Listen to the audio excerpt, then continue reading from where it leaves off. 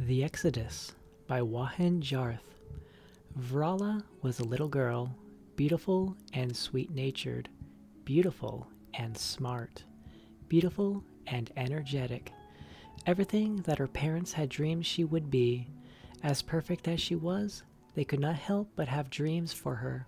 Her father, a bit of a social climber named Mun-Then, thought she would marry well, perhaps become a princess of the empire. Her mother, an insecure woman named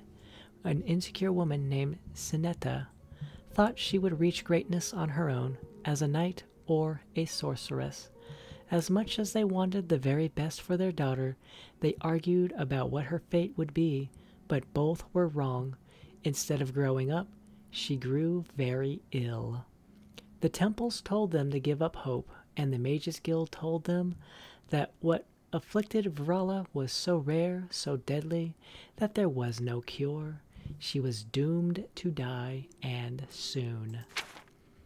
With great institutions of the empire, when the great institutions of the empire failed them, Munthen and Sinetta sought out the witches, the sorcerer hermits, and the other hidden secret powers that lurked in the shadows of civilization. "I can think of only one place you can go," said an old herbalist they found in the most remote peaks of the Rothgarian Mountains, the Mages Guild at Olenveld. "But we have already been to the Mages Guild," protested Munthen. "They couldn't help us." "Go to Olenveld," the herbalist insisted, "and tell no one that you're going there." It was not easy to find Olenveld, as it did not appear on any modern map. In a bookseller's in Skyrim, however, they found it in a historic book of cartography from the Second Era. In the yellowed pages there was Olenfeld, a city on an island in the northern coast, a day's sail in summertide from Winterhold.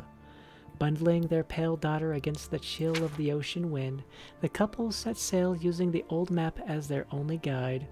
For nearly 2 days they were at sea, circling the same position, wondering if they were the victim of a cruel trick. And then they saw it. In the midst of crashing waves were 2 crumbled statues framing the harbor, long forgotten gods or heroes. The ships within were half sunk, rotten shells along the docks. Munthen brought his ship in, and the three walked into the deserted island city. Taverns with broken windows, a plaza with a dried-up well, shattered palaces and fire-blackened tenements, barren shops and abandoned stables, all desolate, all still, but for the high, keening ocean wind that whistled through the empty place, and gravestones. Every road and alley was lined and crossed again with memorials to the dead. Munthen and Sinetta looked at one another. The chill they felt had little to do with the wind. Then they looked at Vrala and continued on to their goal, the Mages Guild of Olenveld. Candlelight glistened through the windows of the great dark building, but it brought them little relief to know that someone was alive in the island of death. They knocked on the door and steeled themselves against whatever horror they might face within. The door was opened by a rather plump, middle-aged Nord woman with frizzy blonde hair. Standing behind her, a meek-looking bald Nord about her age, a shy teenage Breton couple, still very pimply and awkward, and a very old apple-cheeked Breton man who grinned with delight at the visitors. "Oh my goodness," said the Nord woman, all afluster. "I thought my ears must be fooling me when I heard that door a-knockin'. Come in, it's so cold." The 3 were ushered in the door, and they were relieved to find that the guild did not look abandoned in the least. It was well swept, well lit, and cheerfully decorated. The group fell into introductions. The inhabitants of the guild house in Olenveld were 2 families, the Nords Hjalmar and Nette, and the Bretons Lywel, Rosalind, and old Weinster. They were friendly and accommodating, immediately bringing some mulled wine and bread while Munthen and Sinetta explained to them what they were doing there and what the healers and herbalists had said about Vrala. So you see, said Sinetta tearfully, we didn't think we'd find the Mages Guild in Olenveld, but now that we have, please, you're our last hope. The 5 strangers also had tears in their eyes.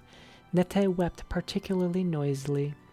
Oh, you've been through too much, the Nord woman bawled. Of course we'll help. Your little girl will be right as rain. It is fair to tell you, said Hjalmar more stoically, though he clearly was also touched by the tale. This is a guild house, but we are not mages. We took this building because it was abandoned and serves our purposes since the Exodus. We are necromancers. Necromancers? Sinetta quivered. How could these nice people be anything so horrible? Yes, dear, Nette smiled, patting her hand. I know. We have a bad reputation, I'm afraid. Never was very good, and now that well-meaning but foolish Archmagister Hannibal Traven, may the Worm King eat his soul, cried the old man quite suddenly and very viciously.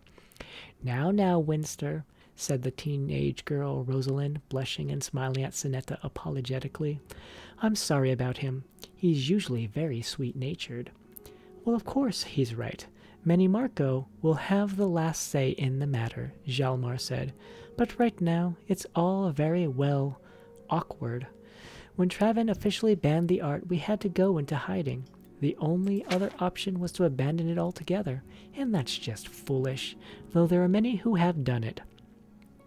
Not many people know about Olenveld anymore, since Tibber Septon used it as his own personal graveyard, said Lywell. Took us a week to find it again, and it's perfect for us. Lots of dead bodies, you know. Lywell, Rosalind admonished him.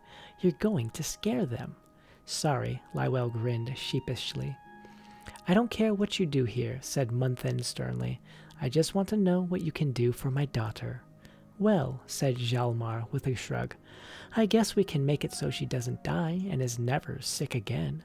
Sinetta gasped. Please, we'll give you everything we have. Nonsense, said Nette, picking up Vrala in her big, beefy arms.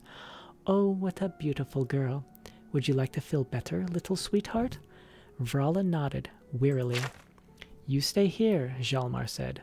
Rosalind, I'm sure we have something better than bread to offer these nice folks. Nette started to carry Vrala away, but Sinetta ran after her. Wait, I'm coming too. Oh, I'm sure you would, but it'd ruin the spell, dear, Nette said. Don't worry about a thing. We've done this dozens of times. Munthen put his arms around his wife, and she relented. Rosalind hurried off to the kitchen and brought some roast fowl and more mulled wine for them. They sat in silence and ate. Winster shuddered suddenly. The little girl has died. Oh, Sinetta gasped. What in Oblivion do you mean? Munthen cried. Winster, was that really necessary? Lywell scowled at the old man before turning to Munthen and Sinetta. She had to die. Necromancy is not about curing a disease. It's about resurrection, total regeneration, transforming the whole body, not just the parts that aren't working now. Munthen stood up angrily. If those maniacs killed her. They didn't, Rosalind snapped, her shy eyes now showing fire. Your daughter was on her last breath when she came in here. Anyone could see that. I know that this is hard, horrible even, but I won't have you call that sweet couple who are only trying to help you maniacs. Sinetta burst into tears. But she's going to live now, isn't she? Oh yes, Lywell said, smiling broadly. Oh, thank you, Sinetta burst into tears. I don't know what we would have done. I know how you feel, said Rosalind, patting Winster's hand fondly. When I thought we were going to lose him, I was willing to do anything, just like you. Sinetta smiled. How old is your father? My son, Rosalind corrected her. He's 6. From the other room came the sound of tiny footsteps. Vrala, go give your parents a big hug, said Hjalmar. Munthen and Sinetta turned, and the screaming began.